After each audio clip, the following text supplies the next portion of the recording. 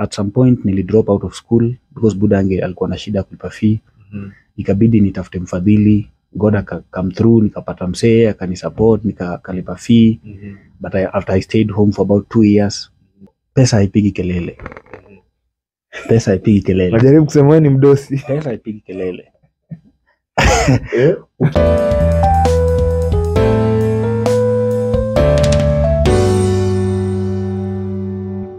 So what's up Sauti TV family, leo tuko na a very very big guy. Whatever he's doing in this country, whatever he's doing for the music industry, whatever he's doing for the gospel ministry is such a huge venture. Karibu sana kwenye Sauti TV, Beni Asila. Kijana barubaru kutoka Finland. Hebu kwanza tusalimie na kifinish. Tumalize finishers. Tumalize finishers. Kwa Kiswahili sasa, kwa Kiswahili. Sema na Kiswahili okay, kwa Kiswahili na kifinish. Sasa ukisema habari unasema Moi. Moi. Kama vile unaweza sema President Moi. Rais Moi. Yes. So you say Moi and then the person una respond kwa kusema Moi. Hebu tujaribu. Ukisema habari ya asubuhi unasema huwa huo menta. Huwa huo menta. Yes. And then yule mwingine anajibu huo menta. Huo menta. Ama ukitaka kusema morning unasema huo menta. Unasema tu hivyo morning huo menta. Huo menta. Umesikia hiyo lugha iko? Yes. Kumbe nikitafuta kabisa kanaweza ingiana. Nikitafuta kabisa. Lakini ni ngumu, ni kazi, ni kazi sana. Ni kazi. Hata mimi nimekaa huko hiyo time yote lakini I don't speak Finnish. Na speak Finnish kidogo sana. Because it's not very easy. It takes time to learn. Yeah. But good to see you. Welcome to the show. Thanks, brother. You're doing a very good job. We came to know you. Ulikuwa pale Jomo Kenyatta International Airport. Tumekuwa tukikuona kwenye mtandao a few years ago na umekuja jana, umekuja in a big way. Umeshuka pale na watu, unafanya kitu ambayo inaitwa music tourism. Yes. This is a first in Kenya. This is a first in Kenya, true. Nobody else has done this kind of stuff. Not a musician, not tourist agencies, not travel agents, nobody. So I'm the first artist doing this kind of project. So I'm an artist first, and I'm also a director of a music tour organization in Finland. We are called Muziki Tours. Unacheki sio? Kwenye t-shirt hapo Muziki Tours. Muziki Tours. So normally tuna organize for music tours for singers, gospel music singers from different countries globally. Kuwaleta hapa. Wanakuja Kenya, wanafanya muziki, wana visit different tourist destinations. Wana culture yetu, wana kula food yetu, wana just to experience that African cuisine, because it's not very usual over there. Wanakuanga na story different sana about Kenya. So when they come here, by us giving us the actual feeling of how Kenya is, experience it in real life. Yes, it's a very interesting stuff for them. Watu wanajua Afrika huko watu wanalala njaa nini? Yes, watu wako na so many different perception. Watu wanajua Kenya ama Afrika hakuna mabarabara. Watu wanajua Afrika watu wanaishi kwa mti. Watu wana perception ya kwamba Africa is a very unsafe place, but that's different. It's very different. Once they get here wanaona vitu mambo kwa ground tofauti ba. Welcome back home, na vile vile karibu wale wageni wako. Tell us how many people have you brought so far and how many people are you bringing kwa hii mambo ya music tourism? Alafu tuelezee kwa ule mtu ambaye haelewi music tourism ni nini. Kwa kidogo, kwa kifupi tu tumchambulie music tourism ni nini. So number one, how many people I'm bringing or how many people I've brought already? Jana tulikuwa nawe kule. You saw we had 15 people who arrived yesterday. Next week we have about 55 people arriving. Jana wale walikuja wanatoka Finland. But next week we have guys from USA, Norway, Spain, Sweden, and then we have some people from France also. So in total there are 55 singers. And then the week after we have 225, I think 225 coming. Tuko na ndege inaleta watu 150 singers from Spain, from Finland, and from Switzerland. About 69 coming from Switzerland, about 35 coming from Finland, about 25 coming from Spain, and they're all arriving at the same time. Quite a huge project. So in total, next week, on 5th of July, we have 225 arriving at on the same day. We also have some 49 people from Japan. We have some from USA. We have some from Brazil. Kule kwa mpira kule. We have so many of them coming for music and also for tourism. So you asked about music tourism. Music tourism is basically fusing music and tourism. So mtu anakuja, anafanya mziki, anafanya concerts, interact na different artists locally, but pia anapata opportunity ya ku travel around. Yes, ku travel different tourist destinations pia. So that's why we call it tourism and then music. Yes, so we are fusing those two. Kwa hiyo mambo ya music, is there an opportunity maybe through Muziki Africa, right? Muziki Africa ina labda kusupport local artists, waweze kupata maybe collabos, waweze maybe kupata mafunzo kidogo, because huko nje najua wameadvance ki-technology kiasi, wana nini, wamesomea muziki, wana mambo kama hayo. Is there an opportunity like that? Yes, like now we have about 10 international choir directors and music lecturers who are coming on 5th of July. Watakuwa part of the team? Yes, they'll be part of the team.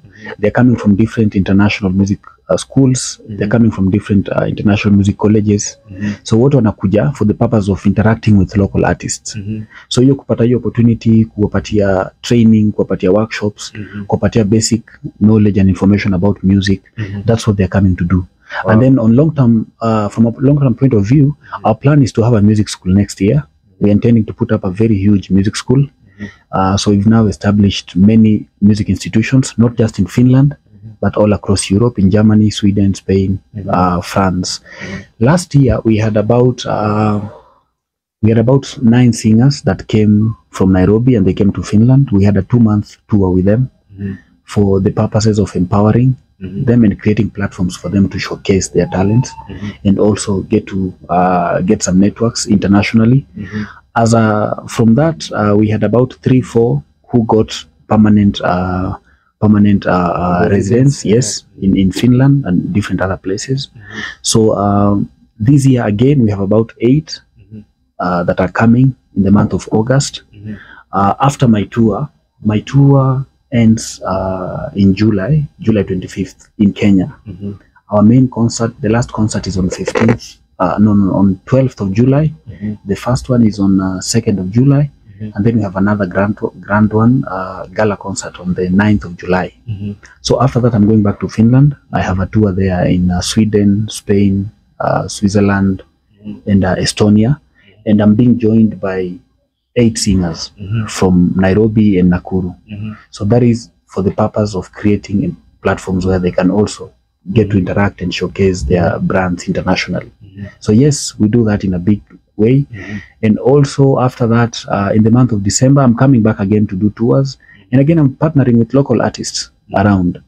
But most importantly, our plan is to have a music school, international music school, so that it can engage music artists and music students on a consistent basis through the exchange programs. Guys can travel from here to other places over there. And then also those that are coming, they can also have students that are learning music, yes, locally, for the purposes of empowerment and such. Yes. Umetaja hapo makantri mingi sana, ikitoka nenda Estonia, nenda sijui Brazil, nenda wapi, nenda ingekuwa ile passport ya zamani ile ya kupiga mastamp ingekuwa imejaa. Hata saizi hii ni tunafanya kabla nikuje, nilikuja before I arrived in Kenya. I had been to about 6 countries. So for me that's quite normal. I know, najua nashtuka sababu hakuna mtu amefanya hivyo. You're the first one in Kenya to do that. Yes, hakuna artist amefanya hivyo. Most of our artists, sijui kama ni transition, kuna shida ya transition ama you mean from maybe local to international? Yes. Unajua kitambo, let me say this, kitambo nikiwa Nakuru nilikuwa nasema msanii wa Nakuru is a local artist. Nairobi, So I used to call myself a local artist in Nakuru. When I used to sing while in Nakuru. Lakini ile time nilitoka Nakuru kuja Nairobi kukutana na master. Yes. But sasa wakati Mungu alifungua njia nikapata hiyo platform ya kwenda kule. So now I'm doing international tours. So when I look at an artist in Kenya, I think that's a local artist. Sijui kama unaniget. Nakuget. Yes. So I think as you grow, you also get to open your experiences, your exposures. Yes. Because then you see what other people are doing from other countries, like the Sinachis, like the Adas, like the kings of gospel music, kama Kak Franklin. Ukiangalia watu kama hao, and then pia uangalia hapa, there's a huge difference. So that's why I'm saying back then ningeangalia, ulikuwa unaona msanii yule wa Nakuru ama Kisumu is a local artist. But right now ukiangalia in Kenya, we have so many local artists in Kenya. Hey, watu international nyinyi bana, mambo ni mengi.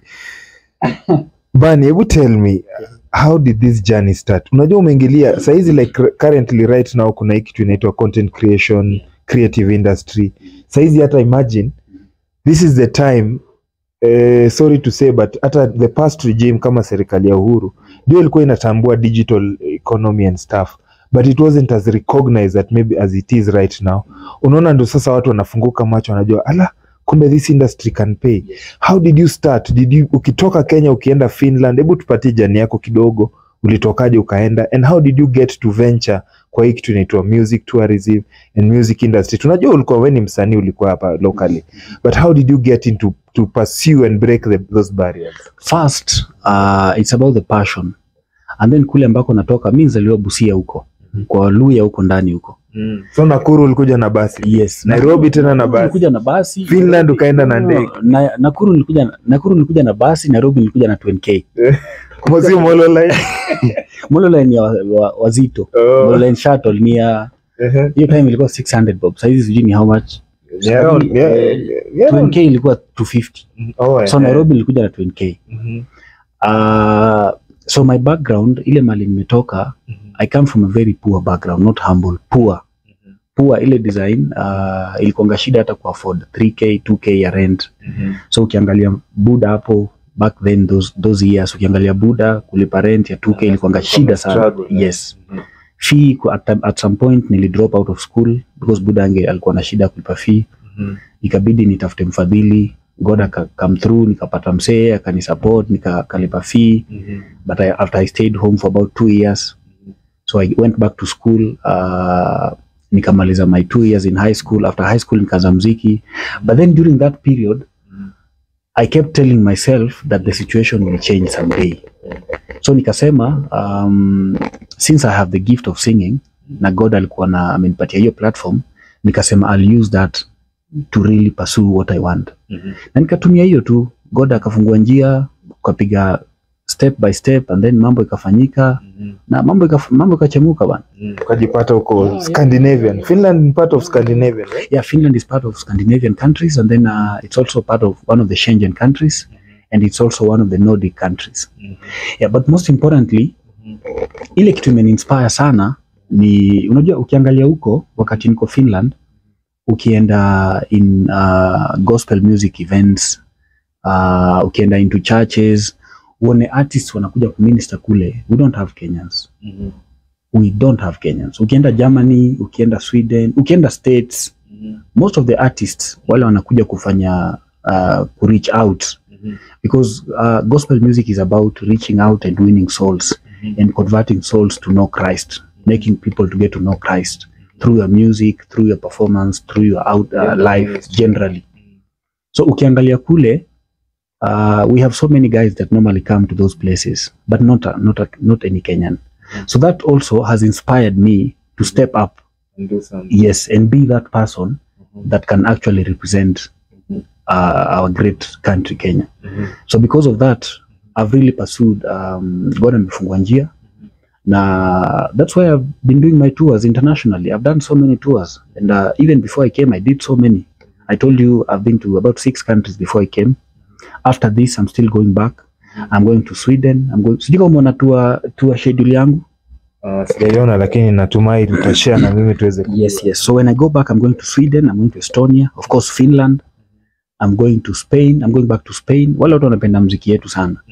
Na wanapenda sana. And then one thing that I thank God for is the fact that I can be able to go do ministry, but then I'm ministering to all foreigners. People, yes, not just Kenyan.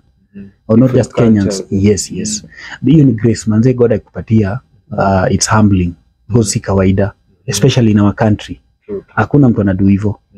Ukienda huko uone wale wanafanya hivyo are very different people, not people from our country. Yes. So ulisema you're bringing a group close to 400 people, I think. Yes.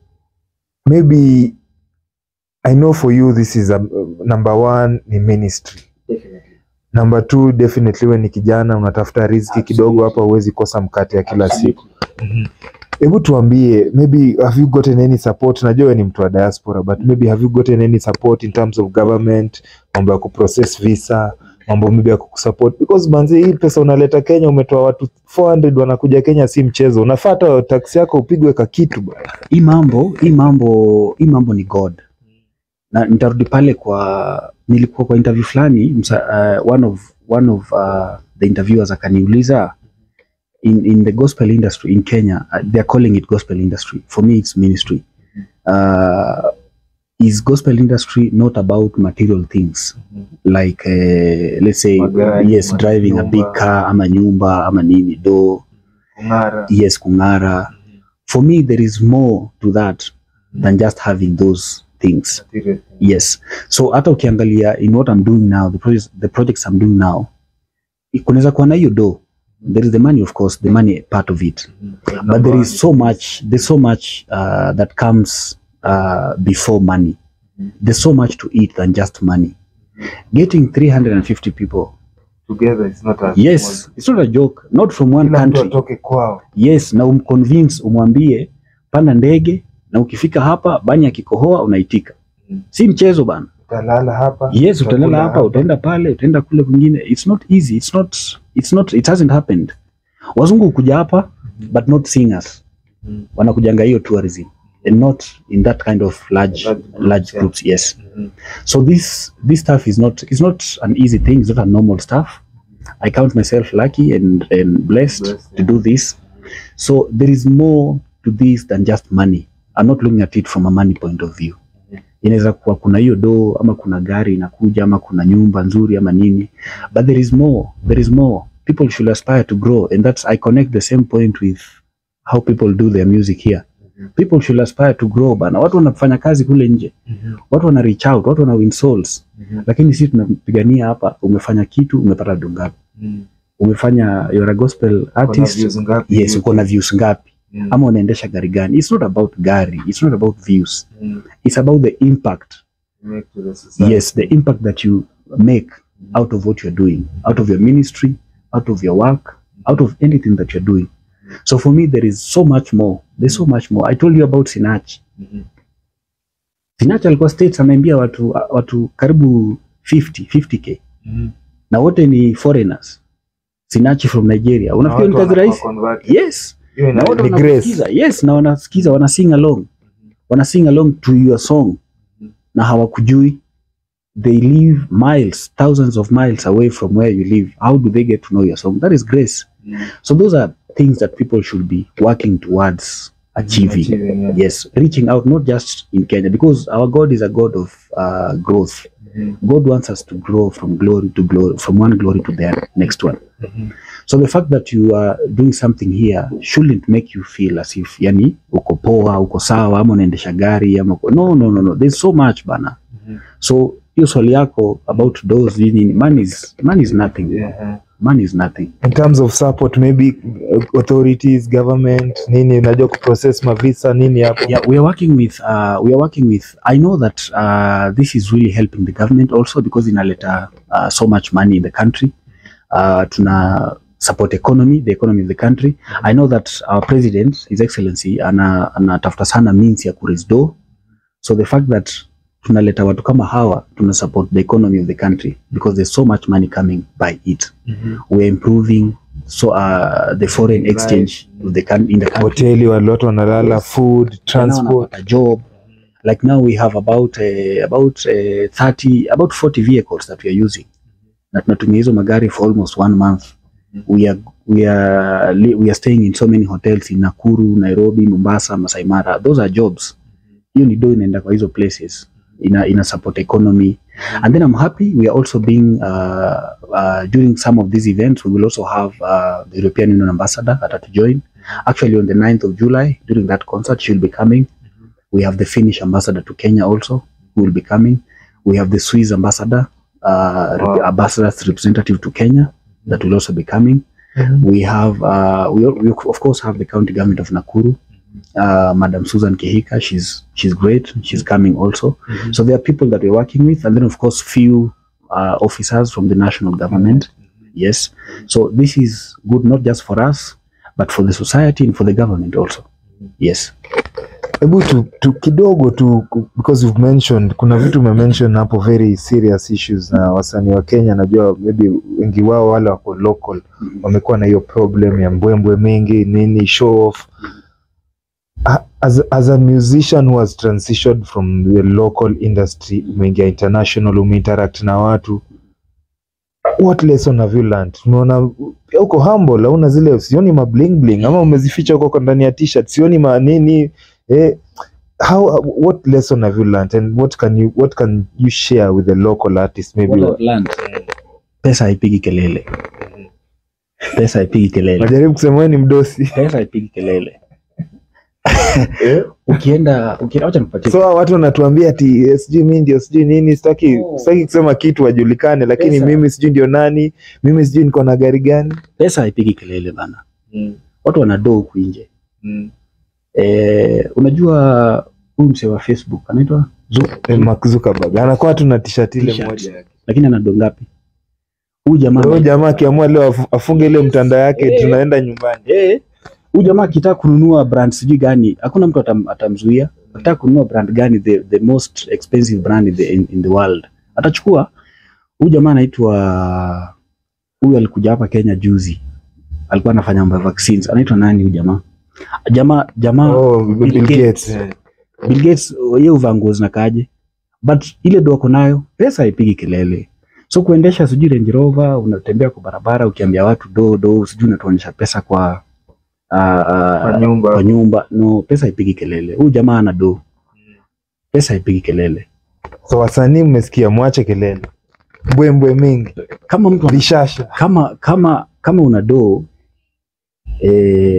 Unaona ukienda Karen, Karen hakunanga kelele, ndege tu kumetulia. Kumetulia, hakunanga sijui ati ufa hapo inapiga kelele muziki. No. What we focus to, just focus on your art, and then put God first.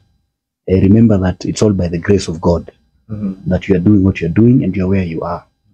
So hii mambo ingine sijui do gari nini, sijui mimi ndio naendesha gari nzuri. Watu wanaendesha magari huko nje bana, but they don't talk, they don't show. Gari is just a means of transport. Yes, it's just a means of transport. And then again ukienda kule nje, I'll tell you by the way, kununua gari is not a measure of wealth. It's not. Ama kuvaa poa ama kuendesha gari safi is not a measure of wealth. Watu wana do lakini mtu anatembea na kashot tu. Watu wana pesa lakini mtu anatembea anaendesha kabike kake. Lakini sasa hapa nikiona gari ati nimeonyesha sijui kamera nini nimepiga picha. No, that's not. You see do. Pesa iko, si lazima tuonyeshe hapa pesa bana. Let me tell you something. Unaona what I've learned the few years that I've been able to move around. There are so many people out here who have achieved great stuff, who have achieved great success, who have impacted so many lives, who have reached out to so many people. But you can tell by their works, not by their say. Kuongea hapana, kuongea ama kuonyesha. Nile ukiongea, hata Biblia inasema tutawajua kwa mienendo yao, vile wanaishi, vile wanakaa, vile wanaongea, ile kazi ambayo wanafanya. I don't have to come and tell you, hey, naendesha sijui gari gani, nafanya nini, how does it help? Mimi nimepanda for the last 2 months, nimekuwa nikifly. Ukiangalia passport yangu, I change my passport almost because I travel to different continents. After almost every 2 months or 3 months, because inaja haraka sana. But do I have to come niambie watu atiangalia sijui leo niko hapa? No, that's not my business. My business is to focus on what I'm doing, my art, my projects, my team. How are we going to grow? How do we even move further? So that not just me, but even people behind me can also get to be exposed, get to be empowered, get opportunities. That is what we should focus on, bro. Manze, that's a very humbling experience. Hata mimi sasa I think mambo ya mtandao mimi nitaacha kidogo. Nilikuwa napenda kuonesha watu hapo magari zangu ma Range Rover, lakini sasa sitawaonesha tena. Manze, pesa haipigi kelele, brother. Pesa haipigi kelele. Pesa haipigi kelele. Mimi hiyo ndio tumejifunza. Wow. Bani, hebu tuambie, you have definitely traveled, tukimalizia. The difference between music uko nje na Kenya ni nini? What are we doing right and what are we doing wrong as Kenyan artists, and secondly as Kenyan gospel ministers who sing through, who minister through music? Wewe ndio umeniambia saa hizi mambo ya gari, mambo ya do. I think that most people focus on what am I getting from this? What am I getting from my music? What am I able to drive a good car? Am I able to get good money? But then that's a short-term goal or objective. For me, I think the most important thing is the long-term objective. What are you going to do in the next 10, 20 years, 15 years, 30 years? Is your music still be there? Will your music still be there? Yes. Will it still be ministering to people? Nilikuwa kwa interview fulani nikaambia kuhusu the late Angela Chibalonza. That mama bado anarespektiwa until to date. So for us who are here right now, after 10, 20, 30 years, watu watakuwa nasema nini kuhusu? Remembered for. Yes. People are focusing on people out there are focusing on the vision. The vision is not the material things. I think that's where we go wrong. The vision is how many people have you impacted? What is the impact of what you're doing in the society? How many lives have you touched? How many people have you helped for them to get to hear the word of God through your art or through your music? Na waka convert to be Christians, ama wakamjua God, wakamjua Christ more. How many people? That is what people are looking out there. And you see, when you focus on the vision, hii mambo ingine ya material things inakuja tu. Inakuja. It's just a means for you to get somewhere. Hii material, because you can't achieve the vision without the material. The material things will come.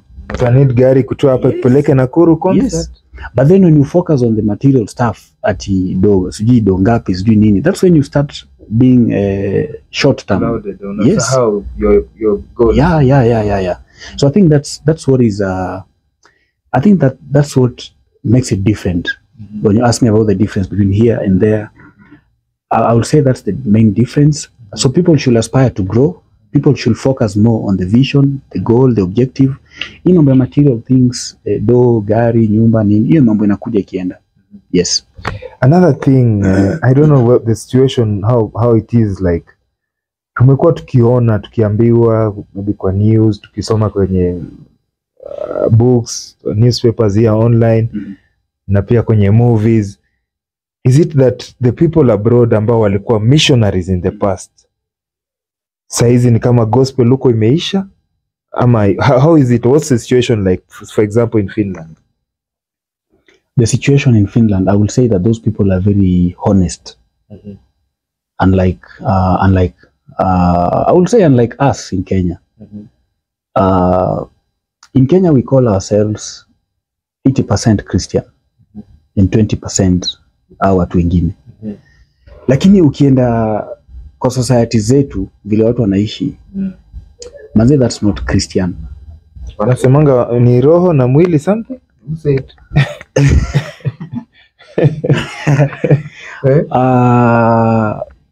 Those people are honest. Huyo msee kama if it's black is black, yes. If it's white it's white. Yes. Haizi haona ukweli. No look. Yes, na God pia anasema it's either you are with me ama you are on the other side. Ni either uko na Christ ama uko on the other side. It's about you to choose. So those people, kama mtu is not Christian, ama kama mtu anapenda Christ, anampenda kabisa na yes. Na kuna mtu hata they don't proclaim Christ, by the way, because ukienda kule you will see such. But their deeds are actually more Christian than even yes. Yes. Mimi niko na friends wengi wameni betray, and yet they are faster friends wengi wameni backstab huko nyuma, wanakujaribu kukata miguu, wanakupiga vita, and yet they are Christians, but the Bible says you should not do such if you are Christian. And yet ukiangalia kule kwingine, kama mtu hana kazi yako, hata kudanganya. Kama mtu hana, people are just honest. So Kenyans should be honest. Yes. Wow, that's a lesson manze. Tukimalizia Bani, hebu tuambie, umeorganize concert kubwa sana ambayo unaleta out close to 400 people. Hebu tuambie itakuwa lini?